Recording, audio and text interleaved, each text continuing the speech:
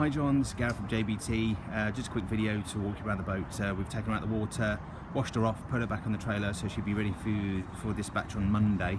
I know you're probably well versed with the trailer, that's no problem at all. The boat itself, walk around the outside first and then go around the inside in a sec. Not much to the outside, pretty commercial boat. All round here, just when you're boarding the trailers, just be careful of the speed device here, and also the depth transducer here. This pump here is for filling the bait tank, so obviously it'll be permanently in the water when the boat is in the water. And there's anode locations, just to make sure you're aware of those for changing. Trim mechanisms on both the boats there, on both the engines, so to say. Manual relief for the trim is there on both engines, both on the left hand side, and there's a flathead screw in there if you do need to trim flowers and you need to get the engines down. If you actually turn that relief screw, the engine will go into a vertical state. Okay, just round here with your platforms, there's a bung here for releasing the water at the bait tank. This here is an auxiliary outboard bracket, and then under here you've got the deck drains which are held open at the moment. You can empty or just close those. Huge frame here to protect your outboards, and this set of steps which can be flipped down like so when you're boarding onto here. Okay, I'll step aboard and then I'll commence the video. Right, we're now on board. Here are the two new fuel water separators, one each for each engine, should I say.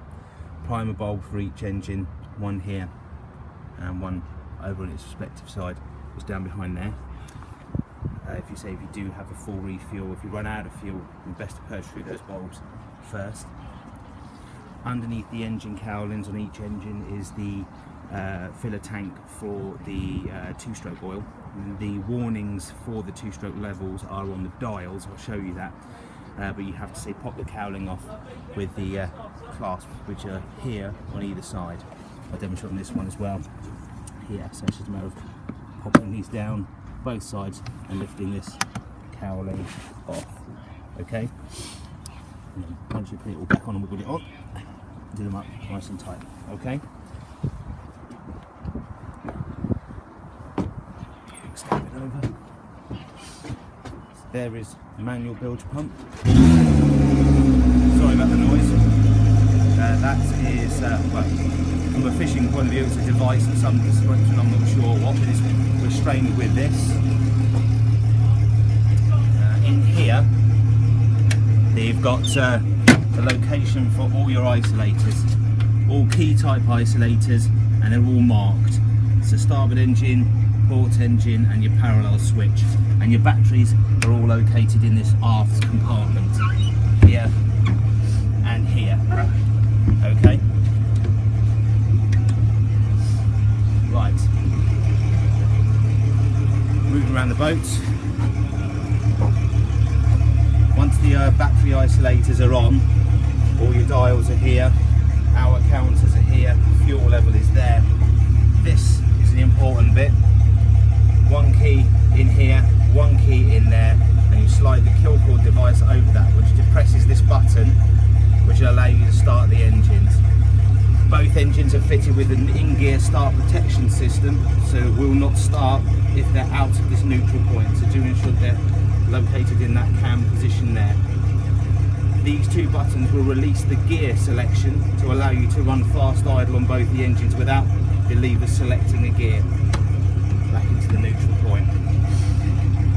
Each engine has a dial, and here we have no oil, engine overheat, check engine warning, and the last one here which is low oil. So if you do see that light there, it's the two-stroke oil that is to be filled under each respective engine cowling.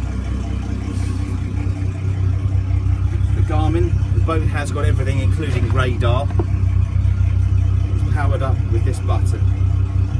Don't ask me how all the features work because it is quite complicated, but you can navigate through this for your standard switches, your page and everything else. There is a standard preset warm-up time for the radar. These are all the switches. These are for your deck lights. These ones here, you have to find out which ones are nav lights and which are not. I think this is the nav light. Yeah, those are your nav lights. Those are your working lights, which are the ones up on the top here. Okay. And you've got storage into here. Someone's get to any of the wiring, you get to in here, down here, or in here. Your fuel filler, single tank in here. Fuel vent at the top. Around the front of the boat, anchor locker here, with anchor in.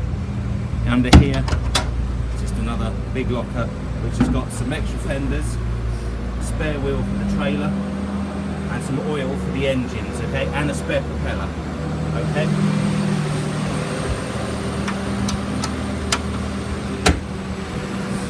Lots of lockers along here as well. You might want to find out what all they hold. All these are rod holders as well around the boat. And then up here, you've got this music system and this VHF icon unit, very popular icon unit with a DSC as well. So if you have got a, I don't know if it's got an MMSI number in or not, but to say it is pretty much standard. And an actual holder for the mic up there and speakers for the stereo up there. Compass looking a bit cloudy, could do with a bit of a polish off, but I think it'd be okay, it's working. So I hope that helps. Any questions, then please give us a shot. We will revert back to the previous owner, but I think that should clear it. Enjoy the boat. She is great, she's good fun to drive.